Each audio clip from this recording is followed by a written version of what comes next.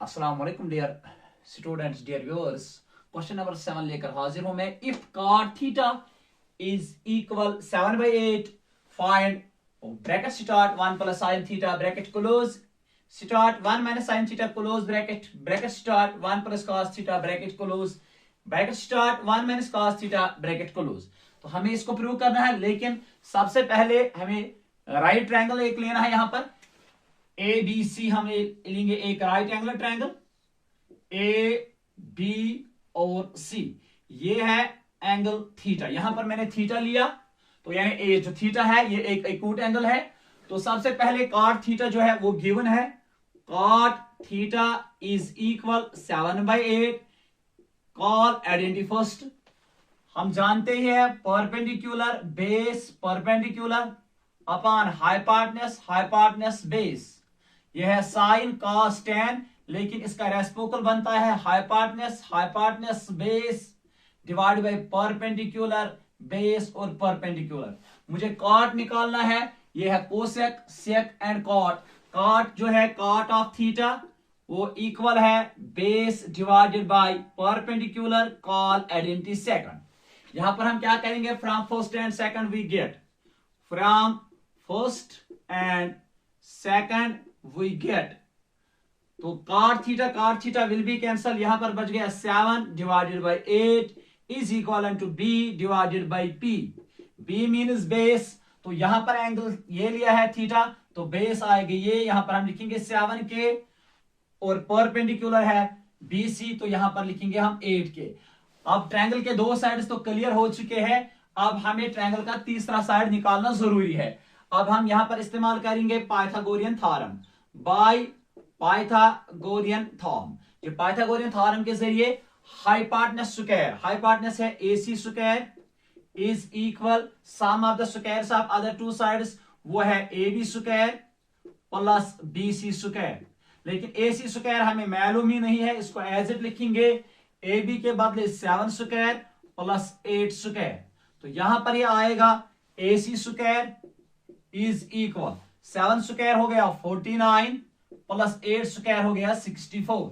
अब इन दोनों को हमें ऐड करना है, तो AC स्क्वायर आ गया 113, क्योंकि 9 प्लस 4 हो गया 13, 6 प्लस 4 हो गया 10, कैरी था 1 बन गया 113।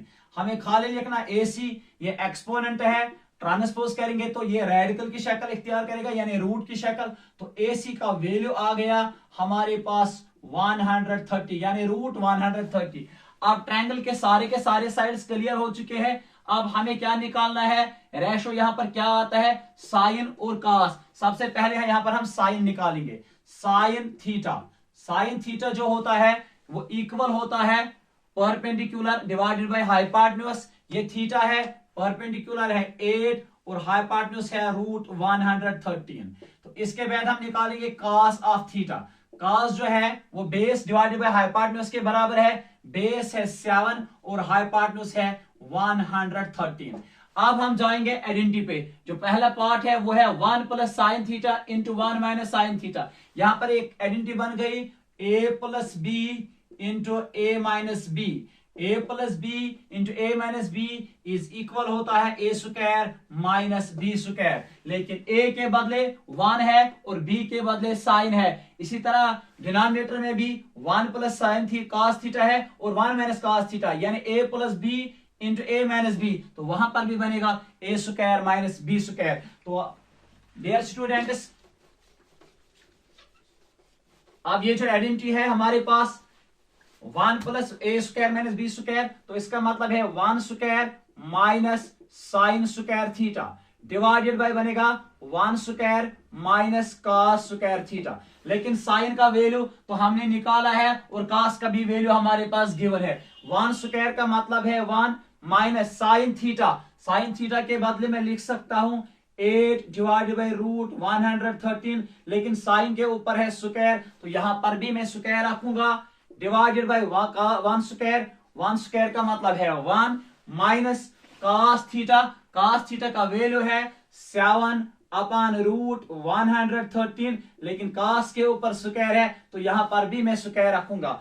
अब यहां पर आप देखिए आगे क्या होगा, 1 माइनस ये स्क्वायर जो है ये 8 को भी है और रूट 130 को भी। 8 स्क्वायर बनता है 64, स्क्वायर एंड रूट कैंसिल हो जाएगा, यहां पर बचेगा 113 डिवाइडेड बाय 1 माइनस 7 स्क्वायर बनेगा 49 divided by square and root cancel 113। तो हम आगे इसको करेंगे। अब डियर स्टूडेंट्स आप गौर से देखो, यहां पर क्रॉस मल्टीप्लिकेशन हम करेंगे।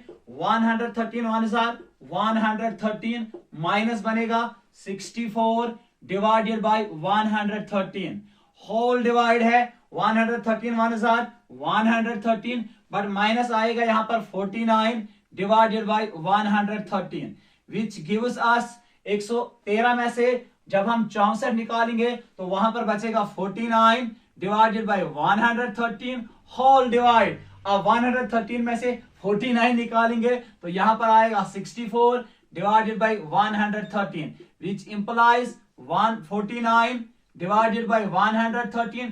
अब fraction number divide by another fraction number, divide change होगा मल्टीप्लिकेशन में और यहां पर होगा रेसिप्रोकल, ये बनेगा 113 डिवाइडेड बाय 64 113 113 1000। तो यहां पर निकल चुका है आंसर 49 डिवाइडेड बाय 64। इस तरीके से क्वेश्चन नंबर 7 का पहला पार्ट क्लियर हुआ। दूसरे पार्ट लेकर बहुत जल्द हाजिर होऊंगा, तब तक के लिए खुदा हाफिज।